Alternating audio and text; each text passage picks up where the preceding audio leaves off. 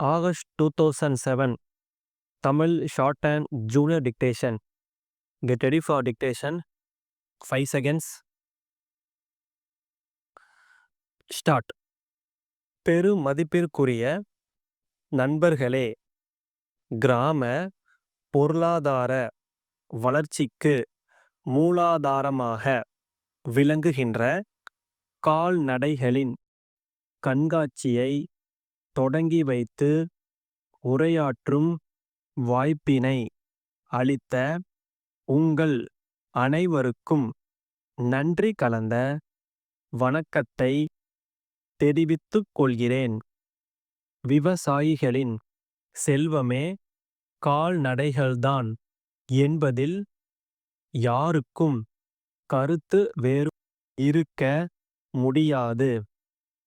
அப்படிப்பட்ட செல்வத்தை பேணிக் காப்பது அவர்களுடைய கடமை. அந்தக் கடமையை எப்படி செய்திருக்கிறார்கள் என்பதை இந்த கண்காட்சி நமக்கு தெளிவுபடுத்துவதாக அமைந்துள்ளதை சுட்டிக்காட்ட விரும்புகிறேன். கால்நடைகளை நல்ல முறையில் பராமரித்து வரவேண்டும். முந்தைய நாட்களில் அனுபவத்தோடு செவிவழிச் செய்திகளையும் இணைத்து பராமரிப்புப் பணிகளை செய்து வந்தார்கள். பின்னர் அறிவியல் வளர்ச்சியின் காரணமாக பல்வேறு மாற்றங்கள் ஏற்பட்டுள்ளன. மருத்துவர்களின் அறிவுரைப்படி எப்படி குழந்தைகளுக்கு ஊட்டச்சத்து அளித்து பேணி வளர்க்கிறோமோ அதைப்போன்று கால்நடைகளுக்கும் நல்ல ஊட்டச்சத்து அளிக்க வேண்டும். அவற்றின் மேல் ஏன் அக்கறை காட்ட வேண்டுமென்று எண்ணினால் இத்தகைய வளமான அழகான கால்நடைகளை காண முடியாது என்பதை உங்கள் கவனத்திற்கு கொண்டு வருகிறேன்.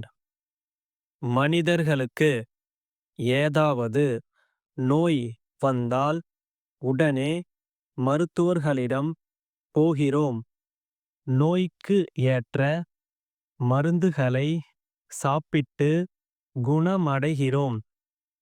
கால்நடைகளுக்கும் மருந்துகள் ஏராளமாக உள்ளன.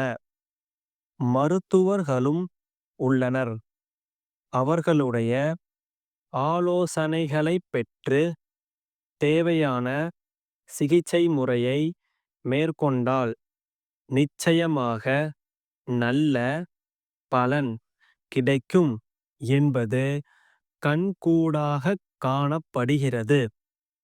முன்னால் மாவட்ட அளவிலேதான் கால்நடை மருத்துவமனைகள் இருந்தன. பின்னர் தேவையைப் பொறுத்து வட்டார அளவிலேயும் தொடங்கப்பட்டன. விவசாயிகளின் வசதிக்காக நடமாடும் மருத்துவமனைகள் கூட தொடங்கப்பட்டுள்ளன. அந்த வசதிகளை நீங்கள் முழுமையாக பயன்படுத்திக் கொள்ள வேண்டுமென்று கேட்டுக்கொள்கிறேன். ஆண்டு முழுதும் வேளாண் தொழில் நடைபெறுவதில்லை. அதனால் விவசாய குடும்பத்தினருக்கு வருவாய் ஈட்டும் திட்டங்கள் பல தொடங்கப்பட்டுள்ளன. குறைந்த விலையில் மாட்டுத் தீவனங்கள் வழங்கப்படுகின்றன. கூட்டுறவு சங்கங்கள் மூலம் கறவை மாடுகள் வாங்க கடனும் மானியமும் அளிக்கப்படுகின்றன. இவற்றை எல்லாம் பயன்படுத்தி தரமான கால்நடைகளை உற்பத்தி செய்து வளமான வாழ்வு பெற வாழ்த்தி விடை பெறுகின்றேன். நீலகிரியில் உள்ள சிவராசன் மூலிகை பண்ணை மேலாளர். நாகப்பட்டினம் பெருமாள் கோயில் தெருவில் உள்ள எழில் வண்ணன் இயற்கை வைத்தியசாலை நிர்வாகிக்கு எழுதும் கடிதம். அன்புடையீர், நாங்கள் தைல மரத்தின் காய் மற்றும் சில மூலிகைகளின் இலை ஆகியவற்றை கலந்து அரைத்து சாறு பிழிந்து புதுமையான முறையில் சிரஞ்சீவித் தைலம் தயாரித்துள்ளோம். பல்வேறு ஆய்வுகளுக்குப் பின் அது ஒரு சிறந்த தோல் நோய் நிவாரணி என்பது நிரூபணமாகியுள்ளது. மக்களிடையே நல்ல வரவேற்பையும் பெற்றுள்ளது. வாடிக்கையாளர்களிடமிருந்து கடிதங்கள் வந்த வண்ணம் உள்ளன.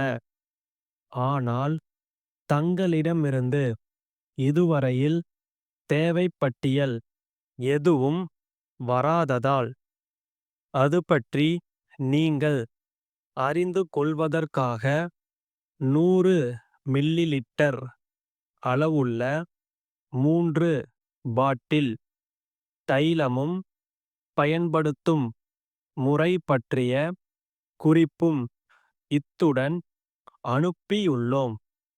சலுகை விலையில் தங்களுடைய தேவைக்கு உடனடியாக எங்களை தொடர்பு கொள்ள வேண்டுகிறோம்.